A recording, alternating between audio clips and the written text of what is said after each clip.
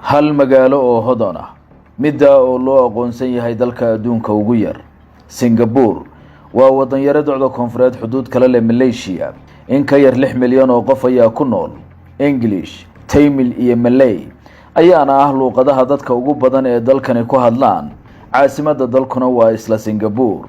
Falowda hadaad bogan ku cusub tahay muuqeenana si faafi hadii uu ku qanciyo kuna soo dhawow 8 xaqiiqo ee aynu Singapore kaaga warinayno.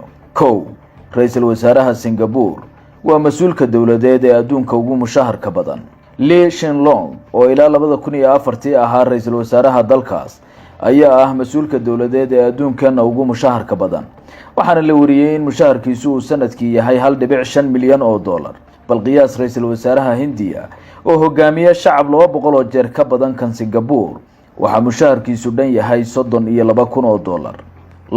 Singapore waa dal baaxaduleediisa iyo tirada dadkiisu ay kala badan yihiin. oo Singapore waa dalka labaad ee tirada dadkiisu ay ka badan tahay baaxadda dhulkiisa. 7,600 oo qof oo dadka reer Singapore ah waxa ku soo aadaya 1 kiiloomitir oo dhulka dalkaas ah. dalka koowaad ee tirada dadkiisu ka badan tahay baaxaduleediisa waa Monaco oo 1 kiiloomitir ay ku soo aadayso 8,500 oo qof. Singapore haddii aad weydo cid aad shukaansato dawladda ayaa midaas ka caawinaysa. cajiib, haddaad weydo qof aad la haasowdo ama aad nolosha wadaagtaan mas'uuliyaddaas gudaha Singapore dawladda ayaa qaadanaysa oo iyadu ka caawinaysa helidda qofkaaga. waxaana ay dawladdu samaysay hay'ad horumarinta bulshada qaabilsan oo mas'uuliyadeedu ay tahay inay dadka kelinimada nool ka caawiso caqabadaha ka hortaagan guurka. Singapore wax walba ayay dibadda ka soo dhoofsatay, xitaa biyaha iyo ciidda. Singapore waa dal yare aan lahayn wax kheyraad ah oo dabiici ah, bal qiyaas inuu haddana yahay mid ka mid ah dalalka ugu qanisan adduunka. Si kastaba, Singapore wax walba oo noloshu ku suurtagelayso ayay banaanka ka soo dhoofsatay oo ciidda iyo biyaha oo ay Malaysia ka soo dhoofsatay ka mid yihiin. 85% dadka reer Singapore waxa ay ku nool yihiin guryo dawladdu leedahay. Singapore waa mid ka mid ah dalalka ay ku nool yihiin bulshooyinka ugu taajirsan adduunkeena. guryaha ugu qaalisan ayaa sidoo kale halkaas ku yaal. tan lama filaanka ah ayaase ah in 85% dadka dalkaasi ay ku nool yihiin guryo hanti dawladeed ah. midaasi waxay rayidka wadankaas ka saaciday la dagaalanka faqriga iyo in dhaqaalahoodu uu kobco. Singapore waxa si adag loo cashuuraa waxyaabaha maandooriyaha ah.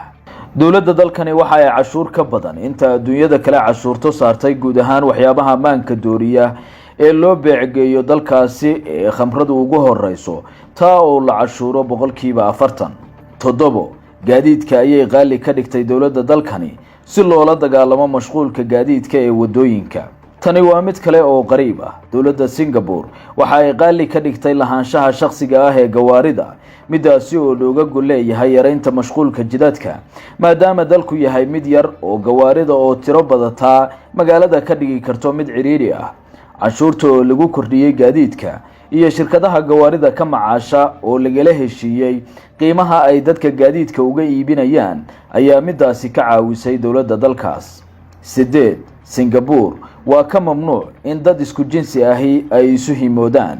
dibadbaxyo looga soo horjeedo xeerka mamnuucaya arrintan ayaa sanadihii dhawaa ka dhacay dalkaas, balse tan ugu muhiimsan waa in 2 sano oo xarig ah uu mutaysanayo qofkii lagu helo inuu gogol la wadaagay qof ay isku jinsi